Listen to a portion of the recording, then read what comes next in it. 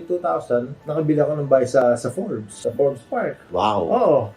Medyo mahal. Sabi ko, parang kinabahan ako. Kaya ko ba to? Sabi ko, if we don't buy it now, we'll not be able to buy it anymore. Okay. So yun, pigit mata. Kaya natin to basta monthly natin. May mortgage, kinumpute namin. Kaya natin to. So 2,000 kung may bought that. Oh, magaling ka sa sa ganun sa investment eh. Sabi ko, hindi naman kailangan tiran yan. Oo. Ang bahay nandyan na. Mm-mm. Let's have it rented out.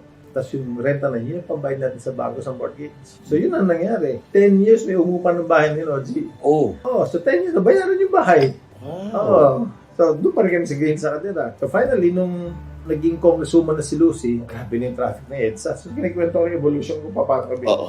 Sabi ko, lipat na tayo ng Makati. Oh. Anyways, huwag na natin iparenew yung kontrata nung nakatira doon. 10 taon na naman sila nakatira dyan. So, inoccupy na namin yung bahay na ayos Sa namin. Forbes. Sa Forbes. Eto, malapit sa airport. 10-15 minutes, nasa airport ka na. So, convenient na para Tama, mag-airport. Kasi tama. every week, umuwi ka na gano'n. So, gano'n ang ginagawa ko. Pag makaipon ako, ano maganda dyan? Bili tayo na ito. Bili natin itong condo na to. Maganda yung bili tayong bahay dito, bili tayong lupa.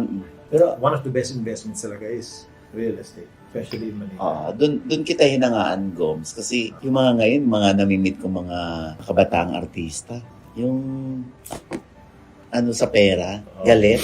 Kasi alam mo, pag sikat ka, pag mainit ka ng artista, ang bilis ng pera. Pag hindi ka marunong mag-ipon, maliligaw ka ng landas eh. Oo.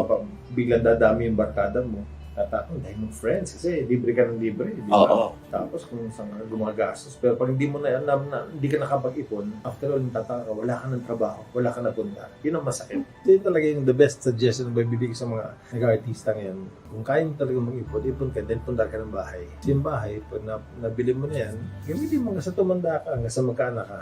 Saka hindi naman na bumababa yun eh. Unless ibenta mo lang mababa. Oo. Lalo Diba? ng bahay na bumaba ang presyo eh. Yung binili mo ng 100,000 today, bukas mo ibenta yan. Tataas ng lalo pag maganda yung location. Pero